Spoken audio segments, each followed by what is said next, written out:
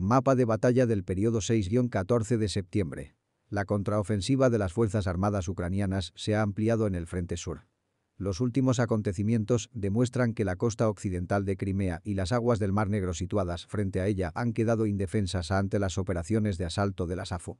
Tras el desembarco en Tarkankut, nuestros exploradores llevaron a cabo otra arriesgada operación y devolvieron 4 plataformas de producción de petróleo, las llamadas Boyko de Riks, bajo control ucraniano.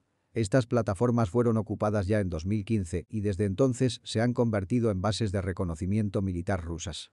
Ucrania controla las aguas de esta zona desde el verano pasado y los rusos, tras el hundimiento del buque Vasily Ivan, no se atreven a enviar barcos aquí. Ahora que los ocupantes han perdido estos puntos de observación, el más alejado de los cuales se encuentra a menos de 60 kilómetros de la península, la desocupación de Crimea está aún más cerca y el corredor de cereales organizado por Ucrania es más seguro.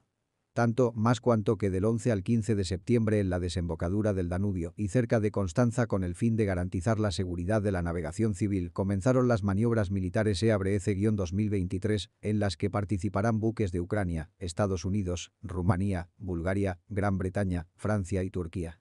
A pesar de la finalidad declarada, entrenamiento en desminado, en realidad la presencia de tal flota en las proximidades de Izmail detendrá las actividades terroristas de los rusos destinadas a destruir este puerto y en la noche del 13 de septiembre, 3 misiles ucranianos destrozaron un muelle de reparaciones en la bahía de Sebastopol.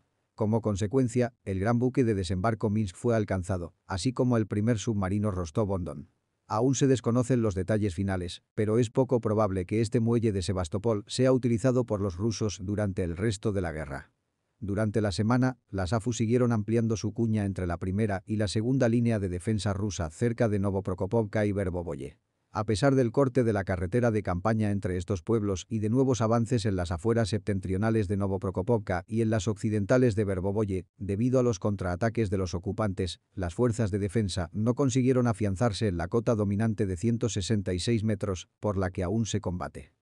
Nuestros soldados también consiguieron avanzar unos cientos de metros por la carretera de Pologi, cerca de la aldea de Novopokrovka.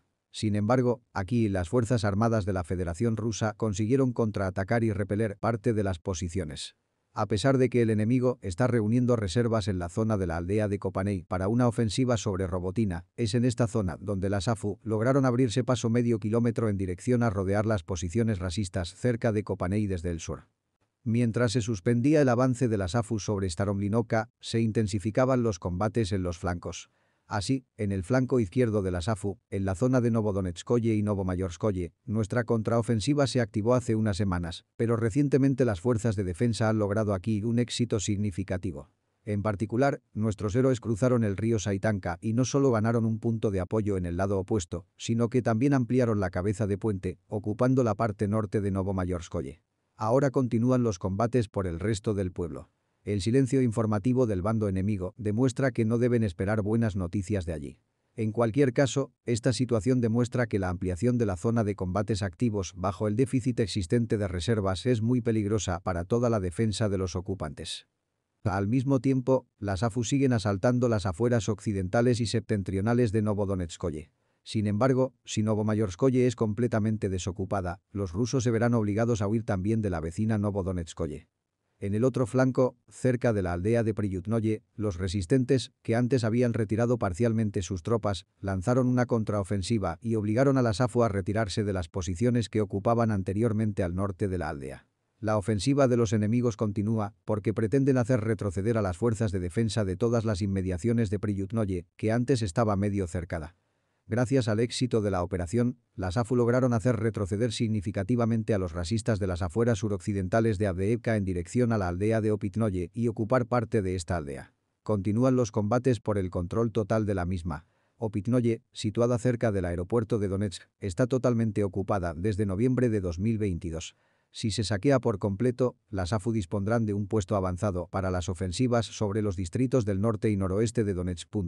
Las fuerzas de defensa lograron otro éxito en las afueras de Pesky, ocupada el pasado octubre, donde nuestros militares se acercaron unos cientos de metros al cruce de la carretera de circunvalación de Donetsk. En la sufrida y prácticamente destruida Mariinka, el enemigo logró penetrar en varias manzanas de la parte suroccidental de la próspera ciudad.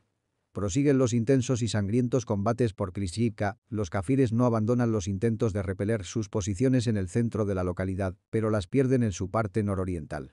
Aunque los rusos han logrado retroceder al este de la vía férrea, intentan regresar con regularidad.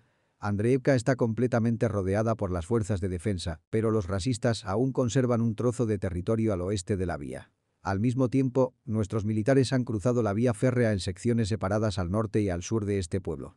Más al sur, las AFU se abren paso a lo largo de la vía férrea hacia Kurdyumovka y Zelenopolie, al tiempo que presionan sobre sus fronteras occidentales. Durante la semana, los rusos cambiaron varias veces la ubicación de sus principales esfuerzos. Primero fue Sinkovka, al norte de Kupiansk. Más tarde, intentaron atacar Novogorovka, Nadezhda y Novoselovskoye en dirección a Borovsk. Sin embargo, en cada una de estas secciones del frente, las AFU lograron repeler la ofensiva de los invasores.